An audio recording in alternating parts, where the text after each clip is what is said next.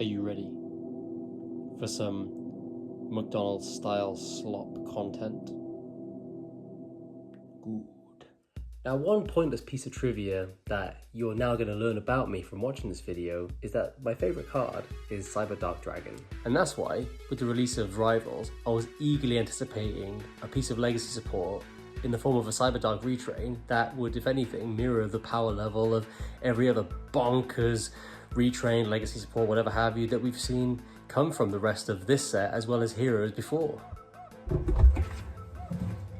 So you can imagine my disappointment when, yet again, we got more Cyber Dragon support in lieu of a Cyber Dark retrain. Excuse me. And you know what? Despite their failings, I got stuck in regardless, like the full-blown GX weeb that I am. And by doing so, I actually learned that among the legacy support, there's a card that is worth discussing, hence today's video. So come with me, and I'll show you exactly what I mean. Let's go to the studio, or as I like to call it, my nan's guest room. Come on! I'm gonna show you basically a one-card combo with the new Future Fusion Nova.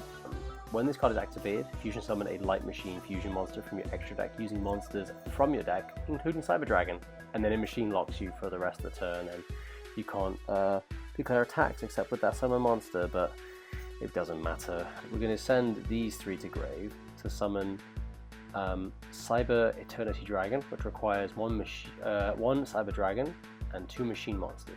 We're then going to use the effect of a new card that's being released in Blazing Dominion. It's called Nocticulant Train Blue Traveler, and it reads, if this card is in your graveyard, you target one other Earth Machine in your graveyard, special summon both it and this card.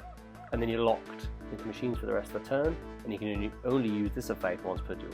This is relevant because the other machine we're bringing back is an Omni Negate in Therion King Regulus.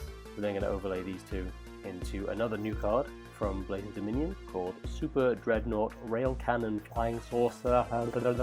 This thing has 3 good effects. First effect is an additional normal summon for any machine. Second effect is when it's XC summoned, it adds an Earth Machine from deck to hand, or Barrage Blast. I don't know what that does. The other effect is to detach materials and pop an equal number of spell or traps. All good things. We're going to use the effect on summon to add Scrap Recycler. You know, that card that's not once per turn and definitely will be used at least twice in this combo. We're going to use it to send Cyber Dragon Core. We're going to summon Clockwork Knight. Clockwork Knight's going to send Future Fusion Nova to grave to add Clockwork Knight. We're going to use Clockwork Knight's effect to bring back Scrap Recycler and use it for the second time to send Hertz. Hertz is going to add back Cyber Dragon Core because it's a Cyber Dragon in the graveyard. And then we're going to use our actual normal summon, not the bonus one, to add Cyber Dark Realm. We're going to use Cyber Dark Realm to add Cyber Dark Chimera from deck to hand. We're going to use our second bonus normal summon to normal summon Cyber Dark Chimera. We're going to use the effect to pitch the Clockwork Knight we added earlier to add Power Bond. Then we're going to link off 2 monsters to summon this card, which is called Double-Headed Anger Knuckle. This card is relevant because it's essentially going to be one of the 2 level 10 components to make the other new Omni Negate printed in Blazing Dominion. We're going to trigger Cyber Dark Chimera and send Cyber Dark Worm from deck to grave, and then we're going to use the Anger Knuckle to bring back Blue Traveler. We're going to link off Core and Scrap Recycler to bring out Cyber Dragon Seeger, and then we're going to use Power Bond to fuse the 2 Cyber Dragons in our grave to summon Chimera Tech Rampage Dragon. It's important that we do Rampage Dragon before we do Cyber Dark Worm, because in the spirit of a 1-card combo, we need a card back in our hand later on for things like Clockwork Knight and the summoning condition of this new rank 10 that enables healthy gameplay and interaction and all that stuff. Pop the Cyber Dark Realm, then we're going to use the second effect to foolish 2 Light Machines, and now we're going to use Cyber Dark Worm, sending any Cyber Dragon from deck to grave. I don't think it matters at this point, to bring it back and add another card that we're going to discard later. We're going to overlay these 2 into Cyber Dragon Nova. We're then going to banish Clockwork Knight, and we're going to pitch the Cyber Dark Realm and add Convex Knight, another new card printed in Blazing Dominion. This card reads, if a machine monster is on the field and this card is in your hand, you can special summon this card in defense then you can make its level become equal to the level rank of one machine monster on the field. It also foolishes an Earth machine, but we're not doing that in this combo. If they happen to print more Earth machine support, that's fucked. But until then, we're just going to summon it, make it level 10, and then we're going to overlay into Gustav Max. Burn for 2000, and then with our zones clear now, we can then use Cyber Dragon Nova to get Nashta. Nashta gets Jörmungandr. And the only reason we're using Jörmungandr in particular in this combo is, again, in the spirit of a one-card combo, we need a card in our hand. So, after we make Infinity, we're going to use Jörmungandr to bounce the Cyber Dragon Nashta to hand as to add Polymerization. And then we're going to pitch the Nashta after it's done its job. And we're going to make this thing.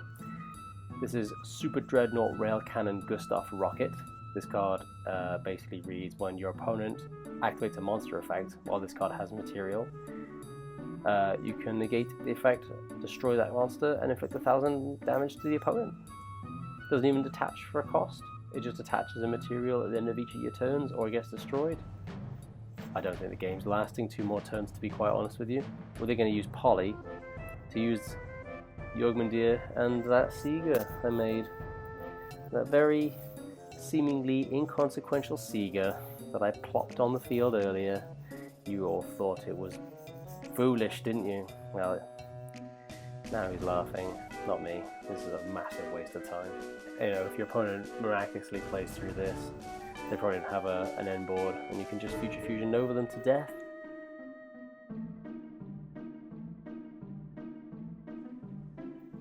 So to surmise, I kind of want to just talk about how I think this is potentially problematic. I think anytime now they print a good machine-based strategy, they can shoehorn in a form of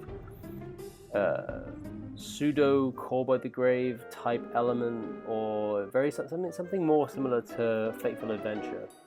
When that engine was prevalent, it created a lot of non-Yu-Gi-Oh based situations.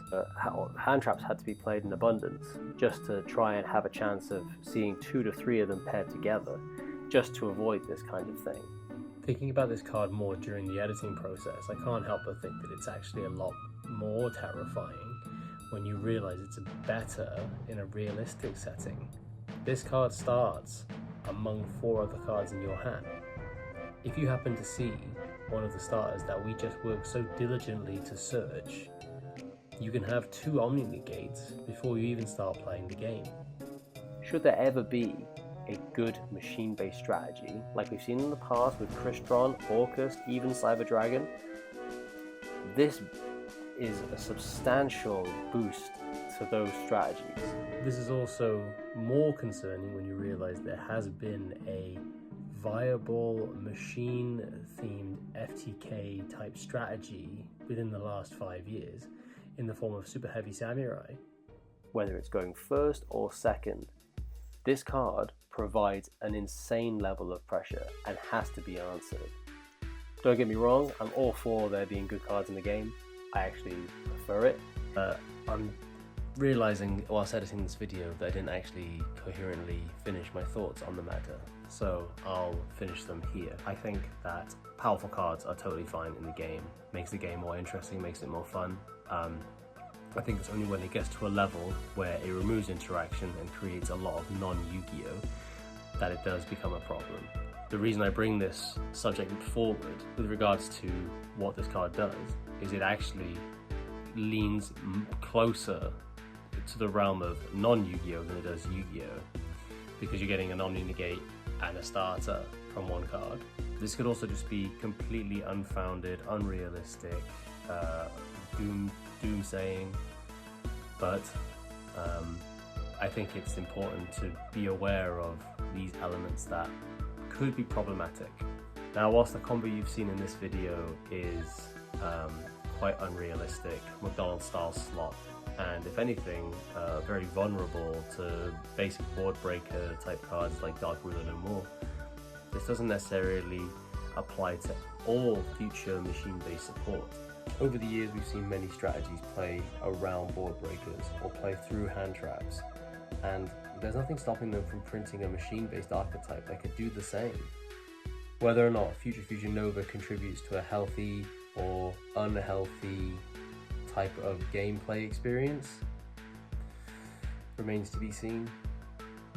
So if you like this video and it kind of provoked any level of thought, which I doubt it did, maybe give it a like. Also, if you did watch this far, which I again doubt you did, why don't you comment below like what your favorite card is that you're desperate to get some form of legacy support, or has had legacy support and they've just completely missed the mark.